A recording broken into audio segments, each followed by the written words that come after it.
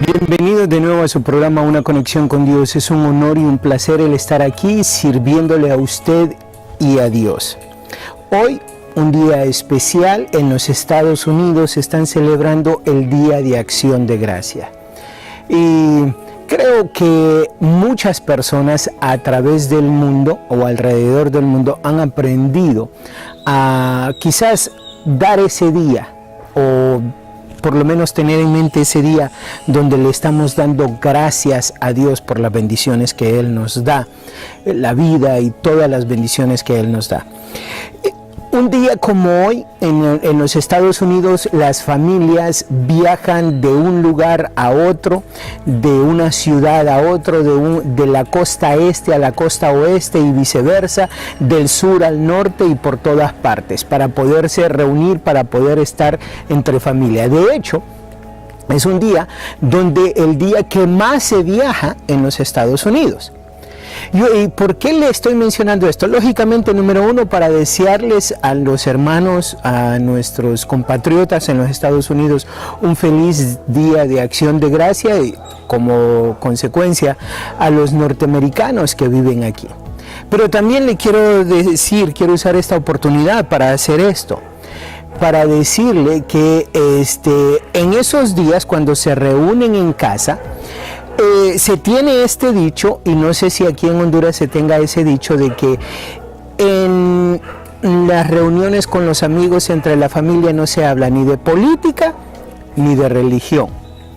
Hoy vamos a hablar de los dos. Lógicamente, el programa siempre se habla sobre lo que es la relación con Dios. No se habla normalmente de política. Y algo que he encontrado aquí en Honduras es donde realmente la parte existe, y no solo en Honduras, es en todo el mundo. Está esa parte de los separatistas que dicen la religión o la fe y la política no van. Y está del otro lado los activistas que dicen, ¿cómo? Tenemos que involucrarnos. Entonces, y están aquellos en medio, ¿verdad? Ahora, hay estos tres puntos de vista. Para los separatistas, para aquellas personas quienes dicen, mi relación con Dios es en un lugar privado, en mi casa o en la iglesia, donde no tiene nada que ver la política. Está el punto número 2, que es el pluralismo. Todo el mundo tiene el derecho de tener su opinión, y vamos a hablar sobre las opiniones que tiene cada quien, y esto es lo que dice la idea detrás de esto. Todo el mundo tiene derecho a una opinión, y si usted habla algo que va en contra de alguien y dice esta es una verdad absoluta, como el homosexualismo, por ejemplo, entonces, qué barbaridad, cómo usted se puede poner en esa situación donde me diga que el homosexualismo es una verdad absoluta. Eso se trata de tiempo atrás, de allá cuando Jesucristo estaba. Eso no aplica para nosotros ahorita. Ahorita nosotros ya somos una sociedad más civilizada. Entendemos, comprendemos y dejamos que las personas sean como ellas quieren ser, como ellas son felices mientras no hagan daño, amor y paz. Creo que algunas personas entienden a lo que me refiero. El punto número 3 es todos son unos corruptos. La otra idea es todos son iguales, no hay uno de ver. Todos son unos sinvergüenzas, todo lo que quieren es llegar al poder para enriquecerse. Ese es los 3 puntos sobre los separatistas. Ahora, los 3 puntos sobre los activistas es, número 1, ¿cómo no tomar una postura sobre los asuntos políticos en la iglesia? O sea, ¿cómo es que la iglesia no va a hacer nada al respecto? Tenemos que tomar ciertos políticos, tenemos que tomar las ideas, tenemos que tomar el plan de trabajo y desglosarlo en la iglesia y instruir a las personas que están como candidatos. Ese es el punto número 1. Y pasa al número 2, que dice, entonces como tal tienen que tomar una posición. O sea, en otras palabras, lo que nos dicen es que nosotros, como ya sea en la iglesia o como líderes espirituales, necesitamos tomar una posición de uno u otro lado. Eso es lo que nos dicen los activistas. Otra de las cosas es, y este tercer punto creo que cada uno de ustedes se va a identificar con esto, y es, fuimos conquistados o hemos sido colonizados por los yanquis, por los gringos. Nosotros no somos una colonia gringa, nosotros no somos conquistados, no debemos de ser conquistados por los gringos. Y de ahí viene la otra contraparte, que es, nos quieren conquistar los comunistas. Ya ahorita ya se demostró que el comunismo no sirve, y estos comunistas, y se empiezan a referir a gobiernos como Venezuela, como Cuba y otros gobiernos que han prácticamente destruido la economía de sus países. Creo que para este momento algunos de ustedes están, sí, tienes razón, miro las cosas desde ese punto de vista. El otro dice, ok, sí, y otros que están, bueno, realmente no lo había pensado de esa manera. Ahorita, como que esto se va a poner interesante. ¿Qué es? La pregunta es, ¿cómo navegar por el laberinto del conflicto entre la iglesia y la política? ¿Cómo definir aquellos que nos denominamos o autodenominamos cristianos, que hemos aceptado a Jesucristo como nuestro Salvador? ¿Cómo decidimos por quién votar? Creo que la Biblia es bien clara en ese aspecto. Y vamos a hablar sobre 4 puntos específicos, claros, sobre lo que la Biblia nos dice sobre estos puntos. 1. Hay 2 reinos en conflicto. ¿Por qué digo yo hay 2 reinos en conflicto? Mire, si usted se va a Juan 18, 36 y 37, mire lo que dice Jesucristo. Respondiendo Jesús, mi reino no es de este mundo, ni si mi reino fuera de este mundo, mis servidores pelearían para que yo no fuera entregado a los judíos, pero mi reino no es de aquí. Versículo 37. Le dijo entonces Pilato, luego, ¿eres tú rey? Respondió Jesús, tú dices que yo soy rey. Yo para esto he nacido y para esto he venido al mundo, para dar testimonio a la verdad. Todo aquel que es de la verdad oye mi voz. Ahora, en el capítulo 19 de Juan, siempre de Juan, en el versículo 10 dice, entonces le dijo Pilato, ¿a mí no me hablas? ¿No sabes que tengo autoridad para crucificarte y que tengo autoridad para soltarte? Versículo 11, respondió Jesús, ninguna autoridad tendrías contra mí si no te fuese dada de arriba. Por tanto, el que a ti me ha entregado, mayor pecado tiene. Versículo 12, desde entonces procuraba Pilato soltarle, pero los judíos daban voces diciendo, si a este sueltas, no eres amigo de César. Todo el que hace rey a César se opone. Todo el que se hace rey a César se opone.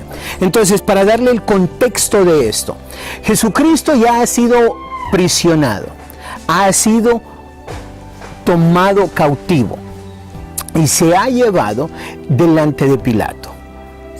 Entonces está con Pilato. Pilato lo quiere saber por qué es que debe de crucificar a este hombre llamado Jesús. Y Jesús viene y le dice, mi reino no es de este. ¿Qué sucede con eso? Que para usted que ha aceptado a Jesucristo como su Salvador y para su servidor, nosotros tenemos una doble ciudadanía. Tenemos una ciudadanía en el reino espiritual y tenemos una ciudadanía en el reino físico aquí en tierra.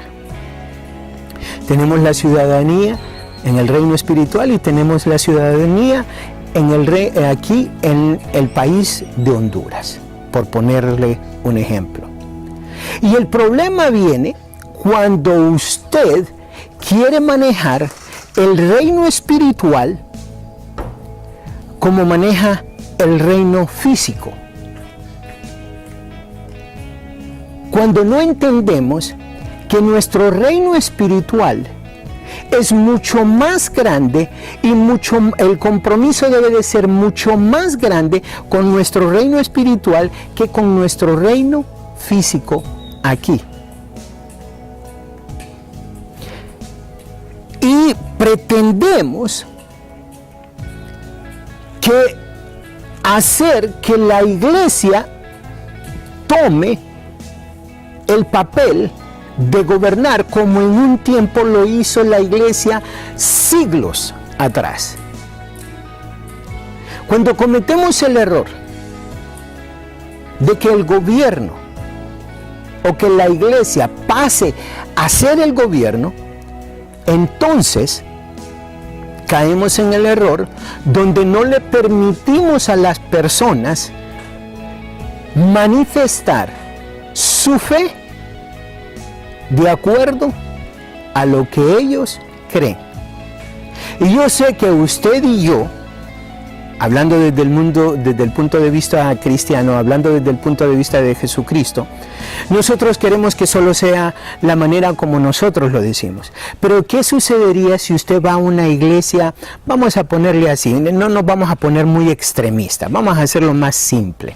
Vamos a suponer de que usted va a una iglesia pentecostés y la otra persona va a una iglesia, vamos a ponerle, para no ser tan extremistas, vamos a ponerle que va a una iglesia bautista. Usted diría, si usted es bautista, usted diría, esos pentecosteses solo pasan brincando, relajeando y qué sé yo. Si usted es pentecostés, usted diría, esos bautistas, no hombre, no se divierten con la adoración a Dios. Solo pasan sentaditos, no se mueven, no hacen nada. ¿Me explico? Entonces, cuando la religión o cuando la iglesia pasa a ser quien gobierna, entonces cometemos ese error. Pero no nos vamos a quedar ahí, vamos a ver qué es lo que, en el punto número 2, todo creyente tiene doble ciudadanía, dice. Los religiosos de sus días se ponen de acuerdo para ponerle una trampa a Jesús y hacerlo quedar mal. Eso básicamente, en el segundo punto, lo que le quiero dar con esto es donde Jesús ya nos dijo, su reinado no es de aquí. Como consecuencia, eso nos deja a nosotros aquí ahorita con una doble ciudadanía. Y lo que sucede es que aquí hay algo bien interesante, donde los líderes espirituales de aquel momento, Jesucristo era alguien quien les estaba moviendo el piso, quien les estaba yendo directamente en contra de aquello que ellos enseñaban. Quien les decía, dejen de hablar tanto y hagan lo que profesan. Mire lo que sucede en Marcos 12, el versículo 13 en adelante. Dice, y le enviaron algunos de los fariseos y de los herodianos para que le sorprendiesen en alguna palabra. Y mire, los fariseos y los herodianos es como quien dice hoy en día Ay, disculpen bueno, no voy a cometer el error. Es como que si habláramos de dos religiones completamente diferentes, completamente opuestas. Imagínese la religión que usted quiera y vamos a ponerla desde el punto de vista cristiano, ¿ok? Incluso no nos vayamos fuera de aquellas religiones que creen que la Biblia, que empieza en Génesis y que termina en Apocalipsis, es la verdad absoluta. Dentro de esas religiones, imagínense dos religiones que hablan desde un punto y el otro. Esos son los fariseos y los herodianos.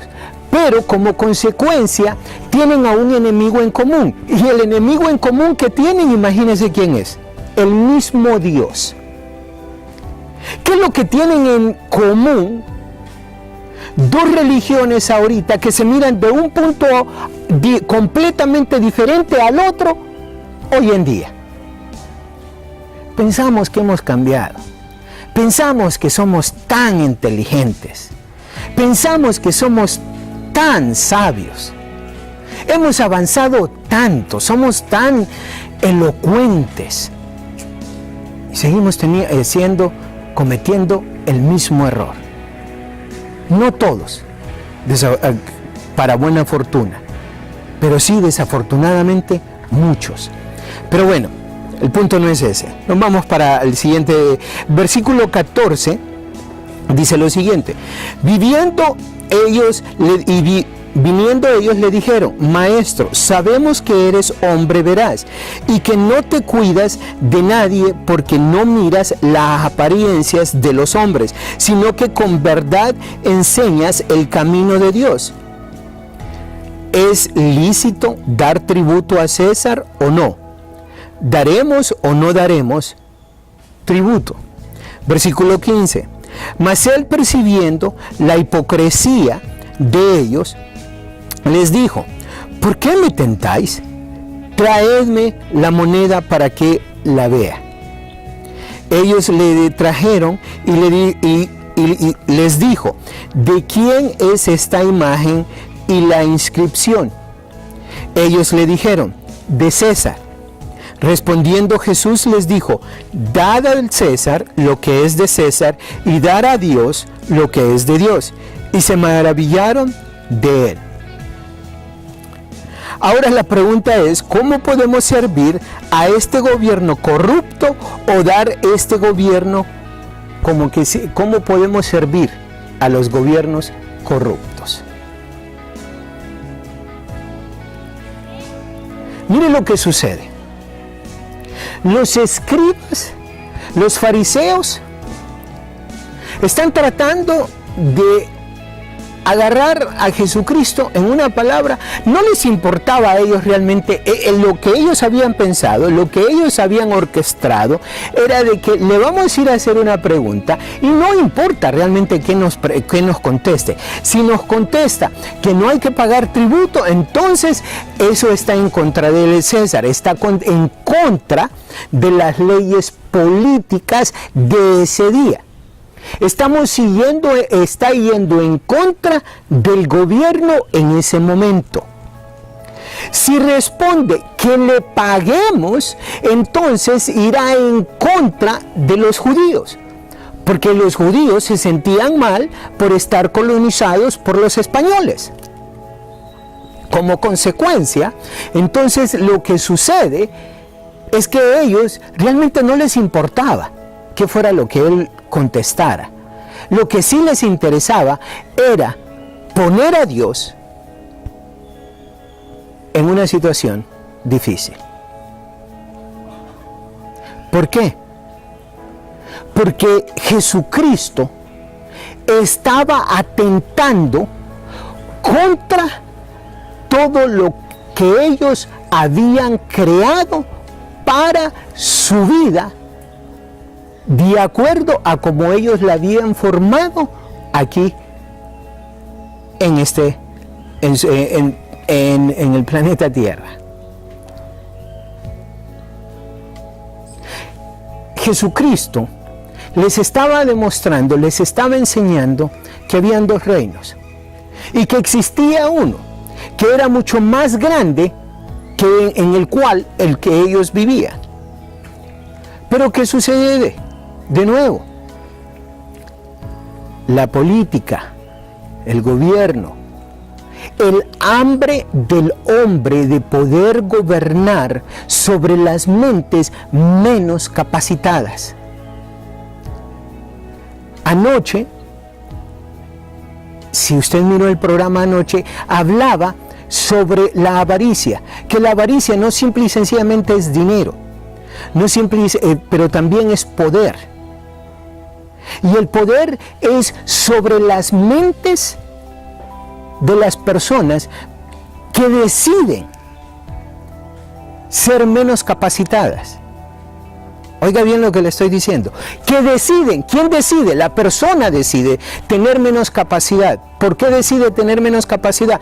Porque hoy en día la Biblia está al alcance de cualquier persona. Y todo lo que tenemos que tener es la luz de la palabra de Dios para saber qué es lo que tenemos que hacer. Eso es todo lo que necesitamos. Tener la luz de la palabra de Dios para saber qué es lo que necesitamos hacer y cómo necesitamos conducirnos. Punto número 3. Los gobiernos humanos son ordenados por Dios para restringir el mal. En Romanos capítulo 13, versículo 1 en adelante nos dice: sométase toda persona a las autoridades superiores, porque no hay autoridad sino de parte de Dios, y las que hay por Dios han sido establecidas. De modo que quien se opone a la autoridad, a lo establecido por Dios, resiste, y los que resisten acarrean condenación para sí mismos, porque los magistrados no están para infundir temor al que hace el bien, sino al malo. ¿Quieres pues no temer a la autoridad? Haz lo bueno y tendrás alabanza de ella, porque es servidor de Dios para tu bien. Pero si haces lo malo, teme, porque no en vano lleva la espada, pues es servidor de Dios, vengador para castigar al que hace lo malo. Por lo cual es necesario estarle sujeto, no solamente por razón del castigo, sino también por causa de la conciencia. Número 6. Pues por esto pagáis también los tributos, porque son servidores de Dios que atienden continuamente a esto mismo. Número 7. Pagad a todos los que debéis, al que tributo, tributo, al que impuesto, impuesto, al que respeto, respeto, al que honra, honra. ¿Qué es lo que nos está diciendo Dios? Y una de las cosas en esto, quiero también tomar el tiempo para aclarar esto. Muchas veces en la iglesia, estos versículos son tomados para manipular al cuerpo de Cristo. Pero ¿sabe por qué ese cuerpo es manipulado? Porque no se toman el tiempo de tomar nota, lo cual espero que usted en este momento esté tomando nota de lo que su servidor está diciendo, y vaya a la Biblia y mire todos estos pasajes bíblicos en el contexto del cual se lo estoy poniendo. Porque si usted toma el tiempo de tomar estos versículos bíblicos, el Espíritu Santo le va a iluminar y va a entender, y Dios se va a revelar ante usted y le va a dar el contexto, va a entender el contexto. Si esto yo lo estoy sacando de contexto, entonces por eso tendré que dar cuentas. Pero si usted, como servidor de Dios, como líder espiritual, está usando esto para manipular, ya sea en la iglesia, en el contexto de la iglesia, como el edificio donde van a adorar a Jesucristo, o ya sea en el contexto del cuerpo de Cristo, si usted como líder espiritual está usando esto para manipular las mentes de las personas, para que vayan de uno a otro lado, también va a tener que dar contestación referente a eso. Y a usted, querido audiente, querido televidente, le pido que tome el tiempo. Esto es tan en serio. Usted está haciendo algo que es tan en serio, que está decidiendo el futuro de nuestro país.